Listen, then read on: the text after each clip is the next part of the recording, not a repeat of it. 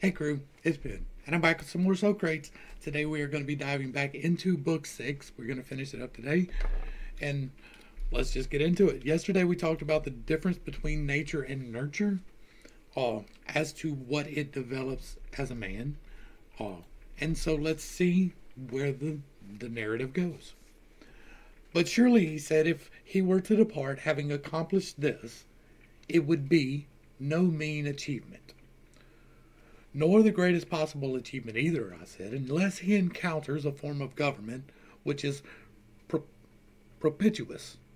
For he himself will develop a fully propitious city, and will save what is public and what is private.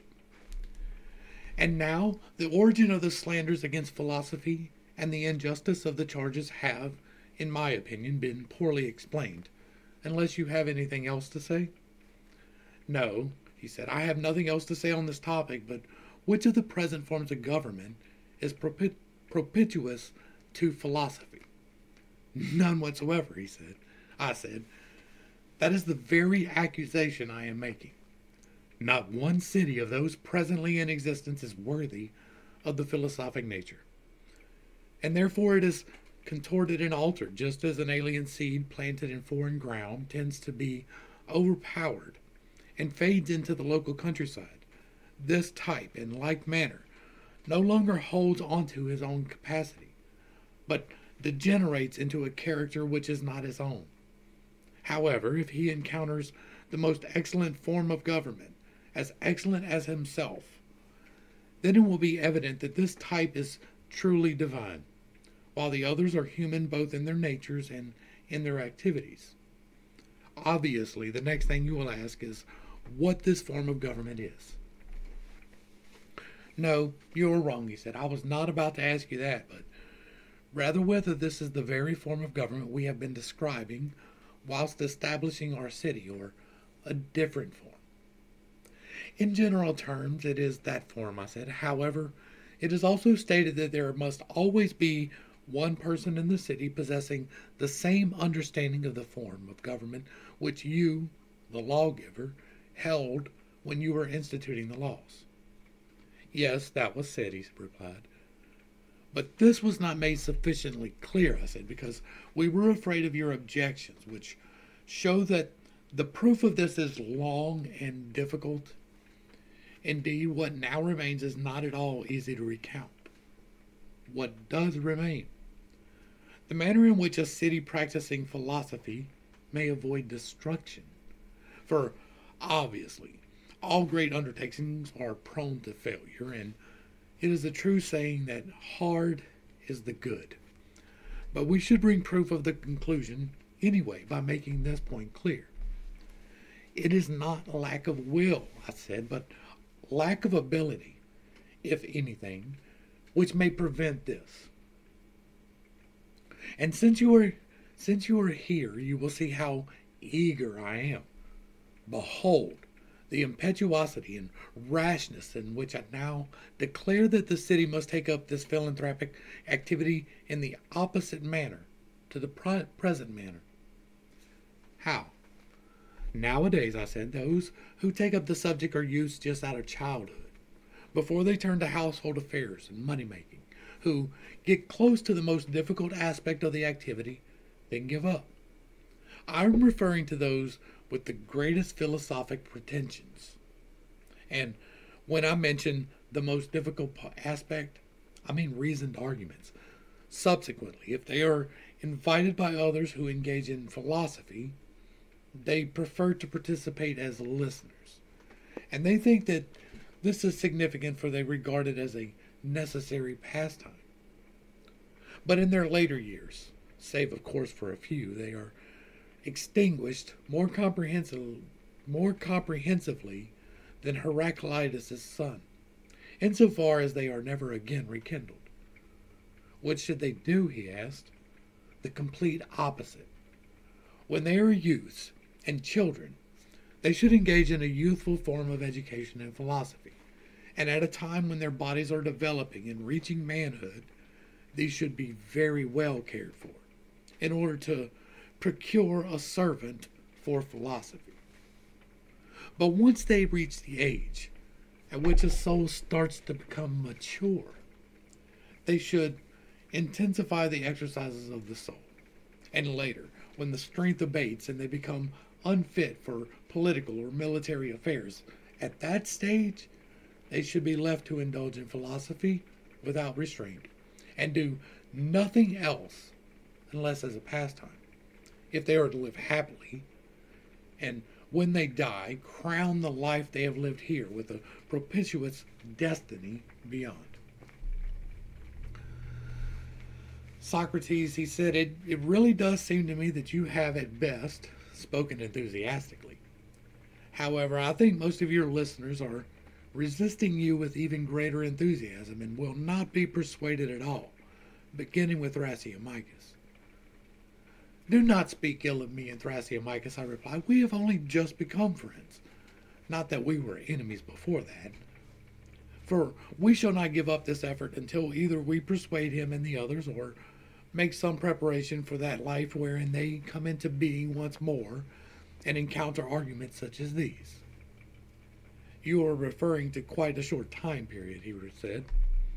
Yes, but it is really nothing in relation to all time, I replied. However, the fact that most people are not being persuaded by what is being said is no wonder at all, for they have never beheld what is now being described. No, just a lot more expressions of this sort, which cohere with one another due to contrivance rather than chance occurrence, which happened just now. But they have never yet seen a number of men, or even one man, who is perfectly balanced and coherent in virtue, as far as is possible, in both word and deed, holding power in a city which is just like himself. Or do you think they have? Not at all. Nor, blessed friend, have they listened properly to beautiful and free discourse, of a kind which exerts itself in every way to seek truth for the sake of knowledge, showing only a distant regard for clever and argumentative words whose aims, both in law courts and in private gatherings, is nothing except reputation and contention. No, they do not have this experience either, he said. Well, I said, on account of these issues and anticipating them, at the time we were afraid, but nevertheless, under the compulsion of truth, we said that neither a city, nor a form of government, nor an individual person either, would attain perfection until some necessity, perchance, compels those few philosophers who are not corrupted, but who have just been referred to as useless, to take responsibility for the city, whether they want to or not, and also constrains the city to heed them, or until a true love of true philosophy, through some divine providence, inspires the sons of our present kings or potentates, or even the men themselves. And I am saying that there is no reason why either or both of these outcomes is impossible, for in that case we would be rightly laughed at for uttering nothing but empty pieties. Is this not so? It is so. Then, if some necessity had arisen for those at the very pinnacle of philosophy to take charge of our city in the boundless ages of past in some foreign land and which is somehow far beyond our view, or is there such a need at present, or if this will ever happen in the future, then I am prepared to uphold the argument that there has been a form of government such as we have described, and there is and will be such a form whenever the muse of philosophy has come to power in a city. For it is not impossible to bring this into being. Neither are we describing impossibilities, but we do acknowledge that it is difficult. And that is how it seems to me too, he said. And would you agree, I said, that this is not how it seems to most people? Perhaps, he replied. Blessed friend, I said, do not level undue criticism at the masses in this manner. They will hold a different opinion if you are encouraging, rather than adversarial, as you undo this slander against the love of learning. Show them the people you call philosophers and define their nature and the activity just as you did before, so that they will not think you are referring to the people whom they themselves regard as philosophers. And once they see this, surely you agree that they will hold a different opinion and respond differently. Or do you think that anyone gets angry with someone who is not being angry, or acts grudgingly towards someone who is ungrudging, or is a generous, gentle person? Actually, I shall anticipate your answer and say that it may happen in a few cases, but in most cases such an angry nature does not arise. And I agree with you, of course, he said. And will you not also agree that the angry disposition of most people towards philosophy is caused by those outsiders who rush in wildly where they do not belong, abusing one another, possessed by a love of adversity, always framing their arguments in relation to other people, an activity utterly inappropriate to philosophy? Very much so, he replied. Yes, and surely you would also agree, Adeimantus, that someone whose mind is truly directed towards things that are, has no time to look down upon the affairs of men and do battle with them, filled with envy and hostility. No, he looks towards things that are in their assigned place, which are always the same, and seeing that these neither act unjustly, nor are treated unjustly by one another, but are completely ordered and in accord with reason, he imitates them and becomes as like unto them as possible. Or do you think that there is in any way a person who delights in something and consorts with it can avoid imitating it? Impossible, he said. Then the philosopher, consorting with the divine and the orderly, becomes divine and orderly, as is possible for a human being. But there is enormous prejudice from all quarters. Yes, entirely so.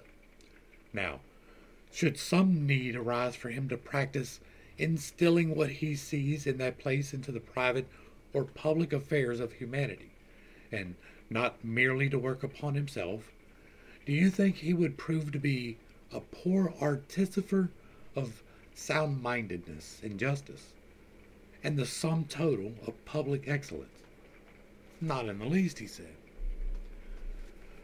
But if the masses actually realize that we are speaking the truth about the philosopher, will they still be angry with the philosophers and disbelieve us when we say that a city will not ever be happy at all unless it is drawn by draughtsmen who have recourse to the divine pattern? They will not be angry once they realize this, he said, but what manner of drawing are you referring to? Having taken the city as if it were a writing tablet, and by the customs of humanity too, they would first make them clean.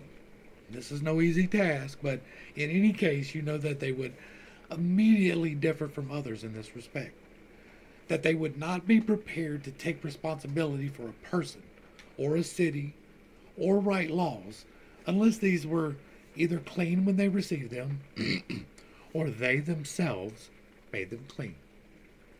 And rightly so, he said. And after that, do you not think they would sketch an outline of the form of government? Of course. Then I presume that they would turn their gaze in both directions as they filled in the details, looking towards what is naturally just and beautiful and sound, and everything of that sort, and towards their counterpart in the realm of humanity, mixing together and blending various activities. They would fashion the likeness of a man by referring to what Homer calls the form and image of God arising in human beings. Correct, he said. And I imagine they would erase one feature and then draw in another feature until they had made the character of humanity as beloved of God as it could possibly be. The picture could scarcely be more beautiful, he said. Now, are we somehow persuading the people who are rushing at us in battle array. That this is the sort of draftsman of forms of government we commended to them earlier. They were angry because we were going to hand the city over to this man. But are they any gentler now that they have heard this?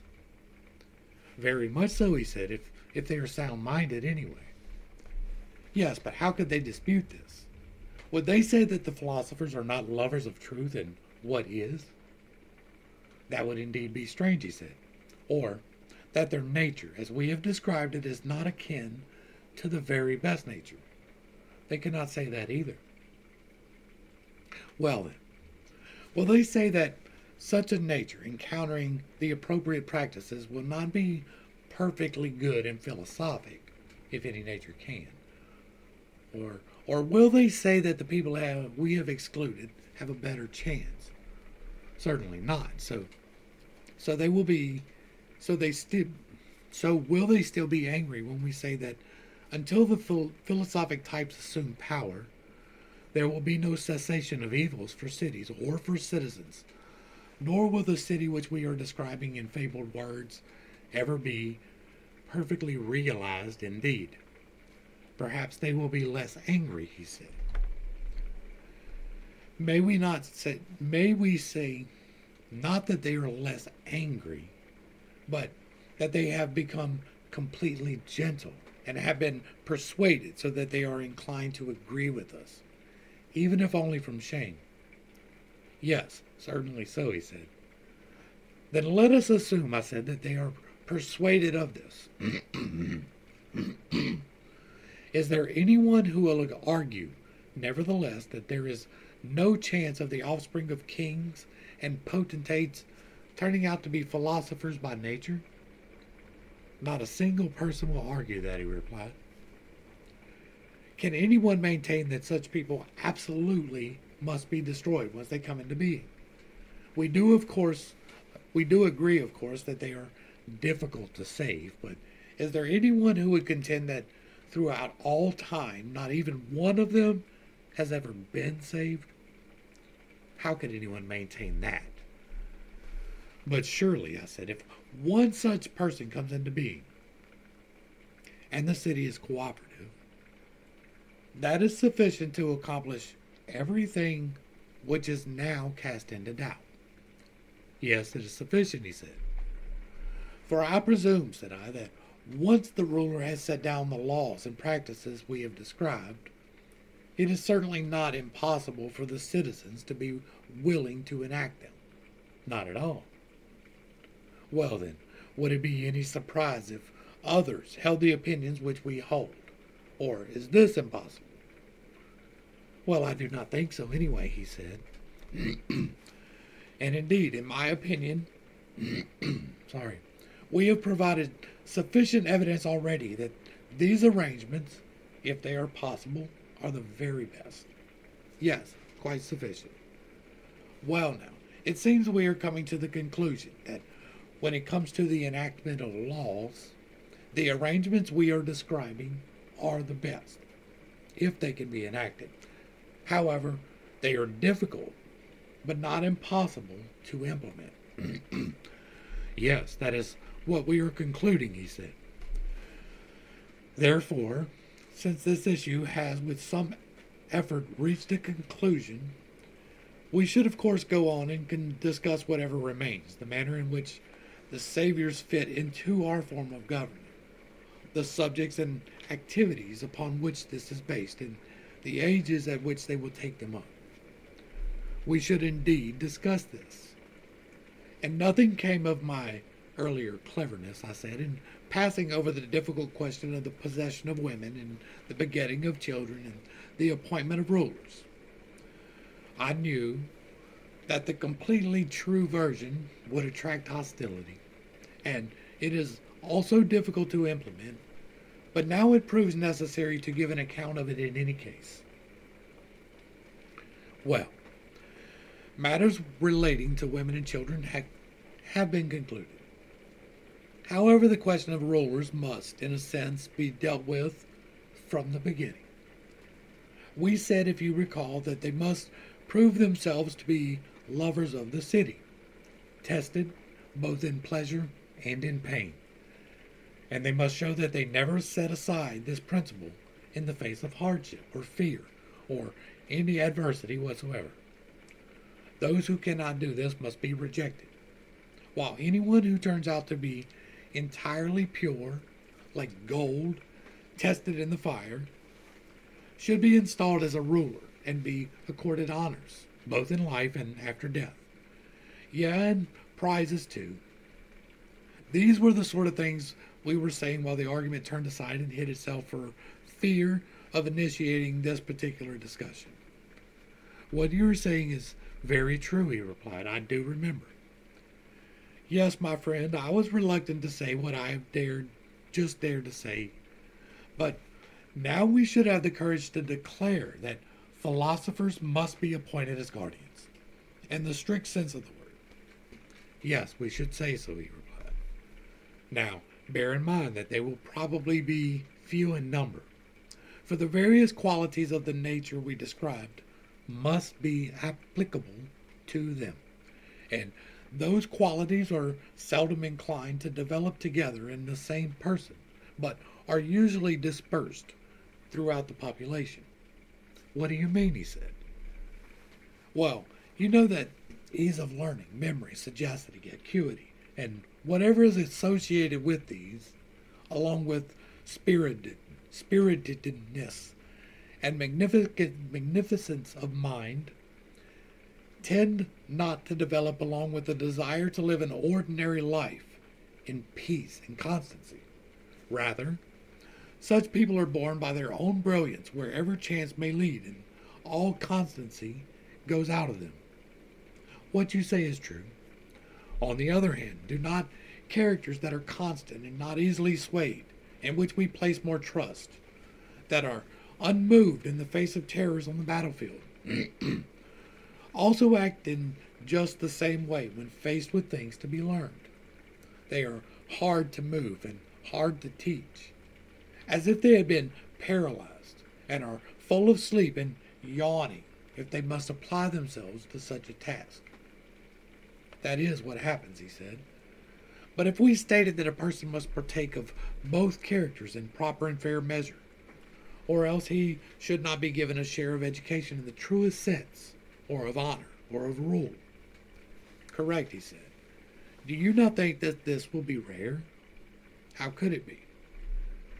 Then they should be tested under the hardships, fear, and pleasures we described earlier.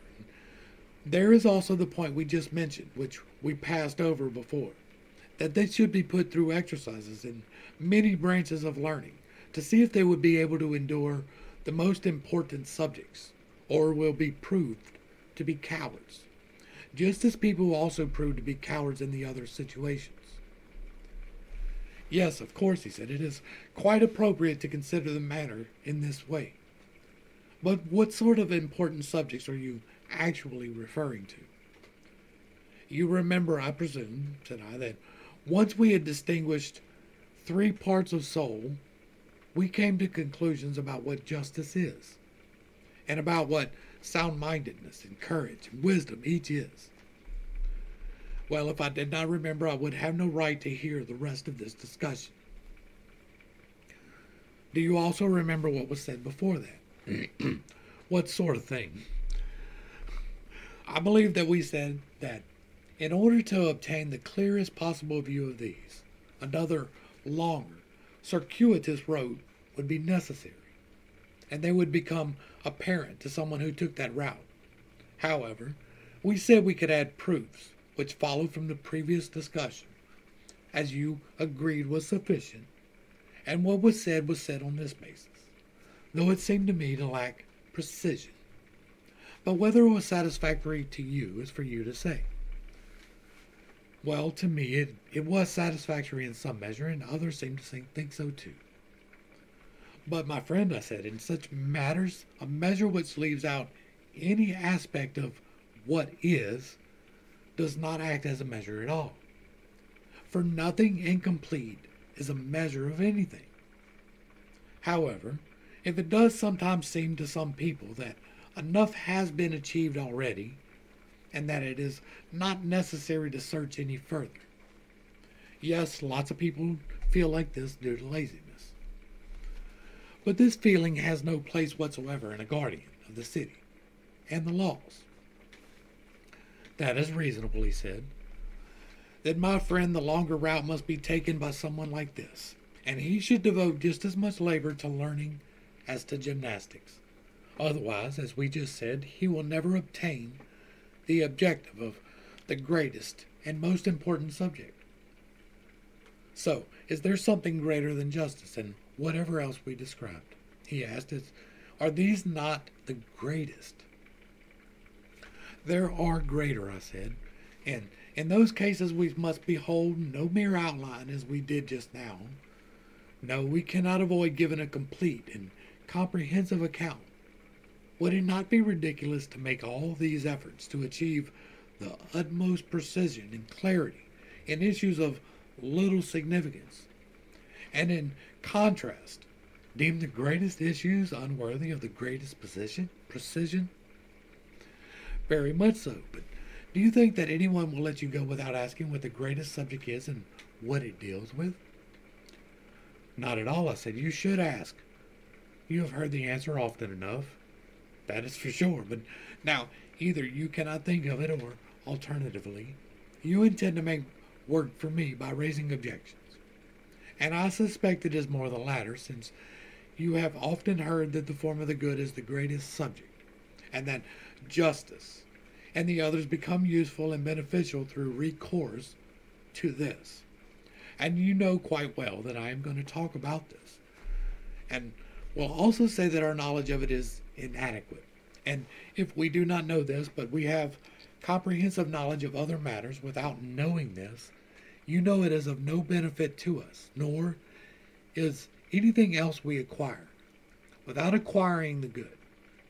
Or do you think there is any advantage in acquiring everything without acquiring the good, or in understanding everything except the good, but understanding nothing, fair and good? By Zeus, I do not, he said.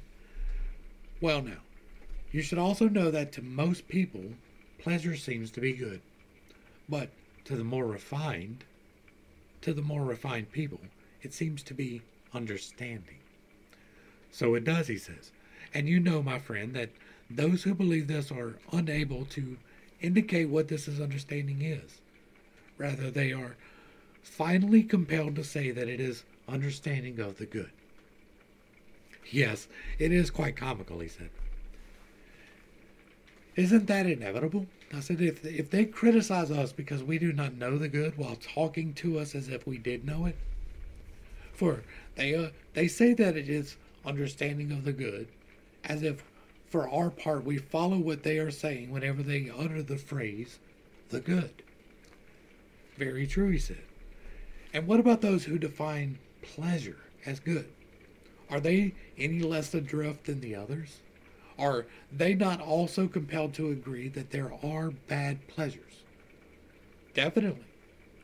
In that case, it follows, I presume, that they are agreeing that the same things are both good and bad. Is this so? Of course. Is it not evident, then, that there are many intense disputes about it?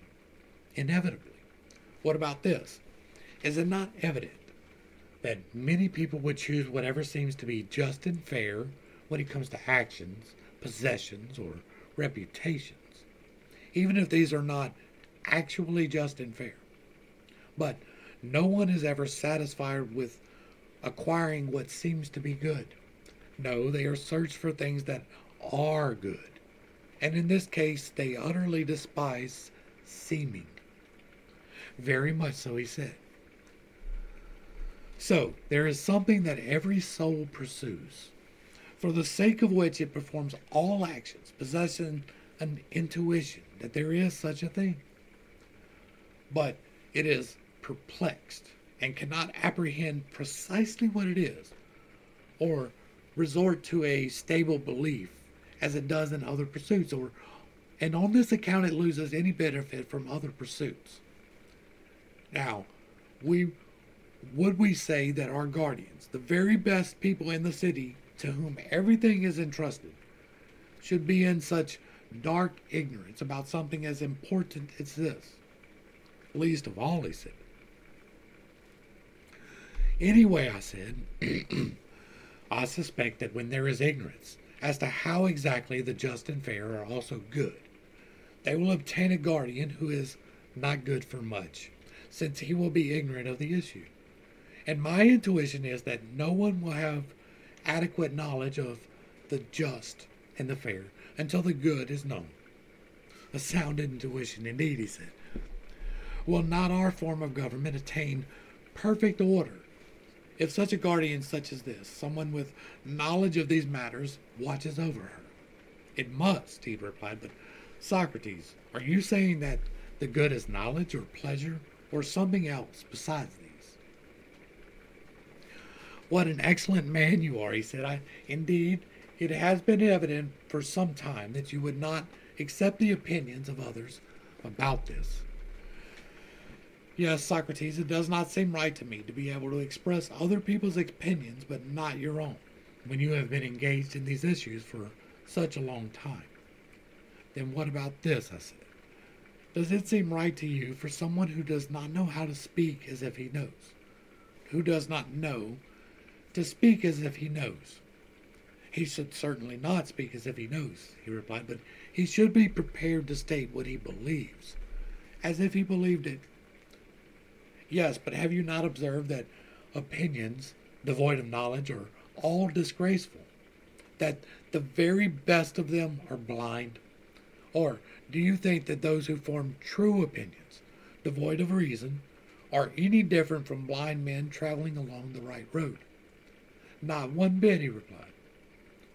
So, would you like to contemplate the disgraceful, the blind, and the deformed, when it is possible to hear what is bright and beautiful from other sources? By Zeus, Socrates, said Glaucon, do not give up when you are almost to the end. Indeed, we shall be satisfied even if you give an account of the good, in the same way that you also gave an account of justice, sound-mindedness, and the others. And so I shall, my friend, I said. I shall be quite satisfied. But I fear that I shall not be able, and in my enthusiasm I shall disgrace myself and incur ridicule. Instead, blessed friends, let us set aside for now this question of what precisely is the good. For it appears to me that to attain what I now have in mind is beyond this current endeavor.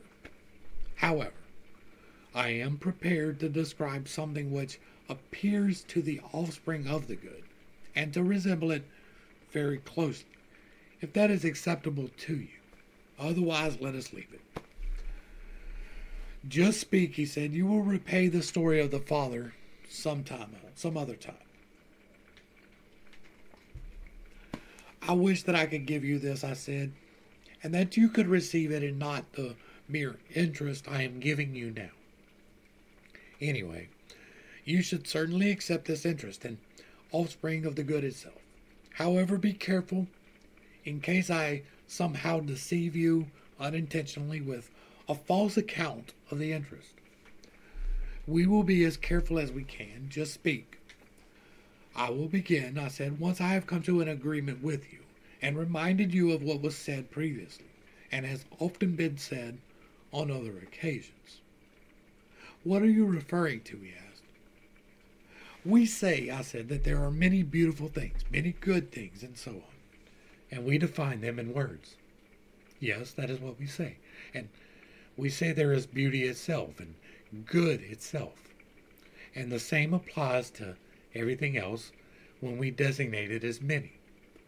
Furthermore, based upon a single form belonging to each multiplicity, designating the form as being one, we refer to it as what each is.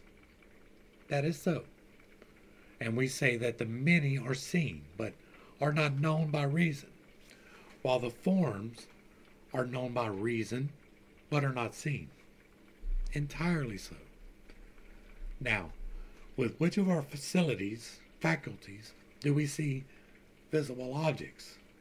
With sight. And with hearing, we hear whatever is heard. And with the other senses, we perceive all that is perceived. Is this so? Of course. Now, have you thought about the great extravagance to which the artificer of the senses fashioned the faculty of seeing and being seen? Not much, he replied. Well, consider this. Do hearing and sound require another factor so that one can hear and the other be heard? A third element in the absence of which hearing will not hear and sound will not be heard. They require nothing, he replied.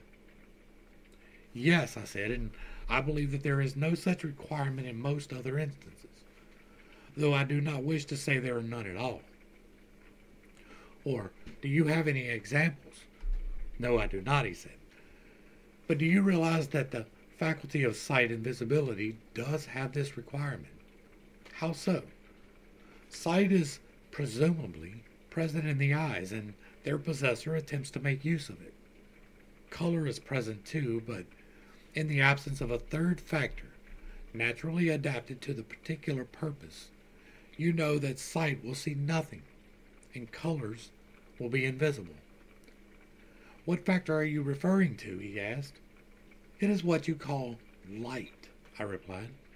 Well, what you are saying is true, he said. Then in the sense of sight, the capacity to be seen, are yoked together by a bond more noble and in no small measure than other combinations, since light does not lack nobility. On the contrary, he said, it is far from ignoble. Now, can you say which Lord of the gods in heaven is responsible for this light, by which our sight can see so clearly, and by which the visible things can be seen?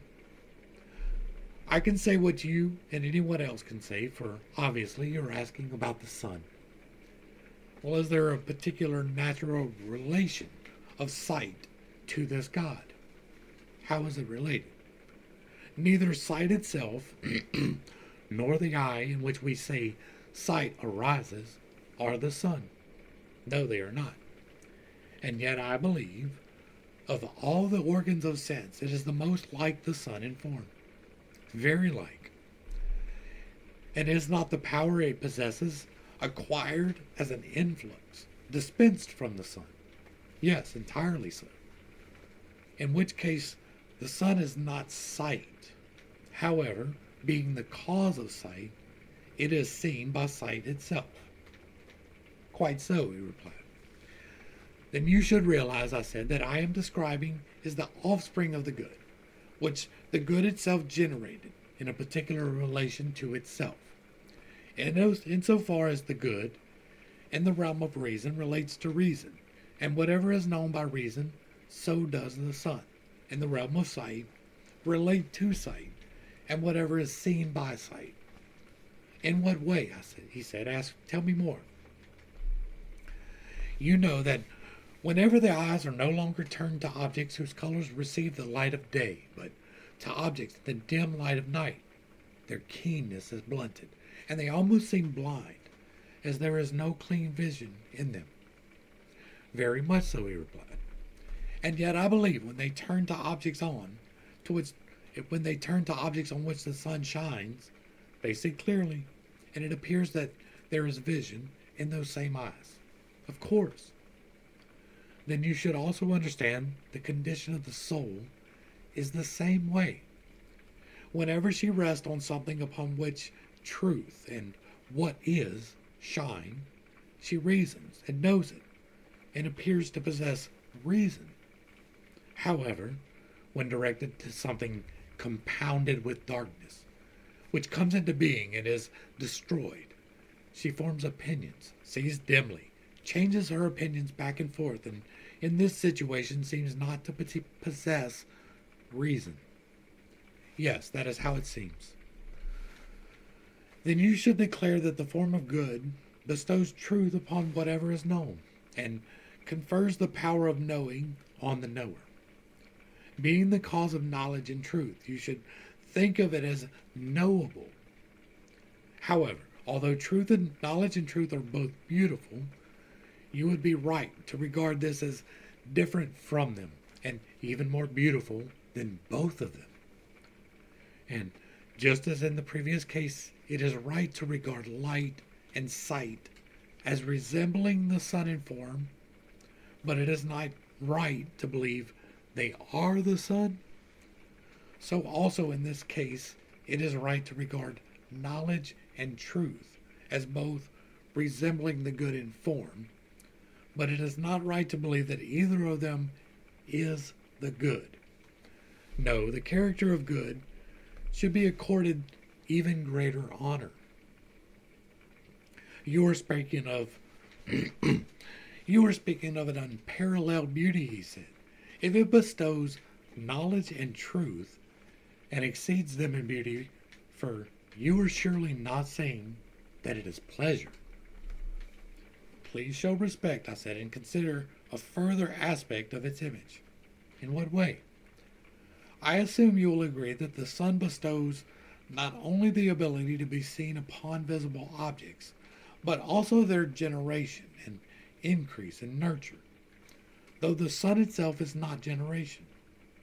How could I disagree? Then not only does the knowability of whatever is known derive from the good, but also what it is, and its being is conferred on it through that, though the good is not being, but is even beyond being, exceeding in dignity and power. Then Glaucon exclaimed quite hilariously, "By Apollo, it is utterly supernatural." "Yes," I said, "and you are responsible for making me express my opinions about it." "And you should not stop at all," he replied. "At least give us some more details about this simile of the sun. Is there anything you are leaving out?" "In fact, I am leaving out quite a lot." "Well, you should not omit even a little." "I think I shall omit a lot," I said. "Nevertheless, to the extent it is possible at present, I shall not leave out anything deliberately." "Then do not," he said. "Keep in mind what we have been saying, that there are two things, one having lordship of the realm and kind known by reason, while the other is the lord of the visible realm. Now, I hope you do not think I am just playing with words, but do you now understand that there are these two kinds, one known by sight and the other by reason?" "I understand that." "Then take a line which has been divided into two unequal sections, one corresponding to the kind known by sight, and to the other to the kind known by reason. Divide each section once more into the same ratio, and you will have an expression of their relative clarity and obscurity in the realm of sight. There, one section consists of images, and by images I mean shadows first, and then appearances produced in water and in anything dense, smooth and polished, and indeed everything else of that sort. Do you understand?" "I understand." "Then you should designate the other section as that which the first one resembles, the animals around us and everything that grows, the entire class of inanimate objects." "Very well. And would you also be prepared to say that this division makes a distinction involving truth and its absence, for as an object of opinion relates to an object of knowledge, so also does a likeness relate to whatever it is like?" "I would indeed," he replied. "Now, you should go on to consider how the section known by reason is to be divided." "Yes, in what way?" "In this way. In one of the previous sections, the soul is compelled to search, based on hypotheses, using the images what had previously been imitated, and proceeding not to first principle, but to a conclusion. In the other section, however, it goes on from hypothesis to an unhypothesized first principle, and based upon forms themselves, it conducts its approach through them without the images used before." "I don't really understand what you're saying," he said. Then I'll try again, I said, for you will learn more easily from these preliminary examples. Indeed, I am sure you appreciate that those involved with geometry or calculation or such subjects hypothesize the odd and the even, the various shapes, the three kinds of angles, the other kindred hypotheses depending on their particular approach.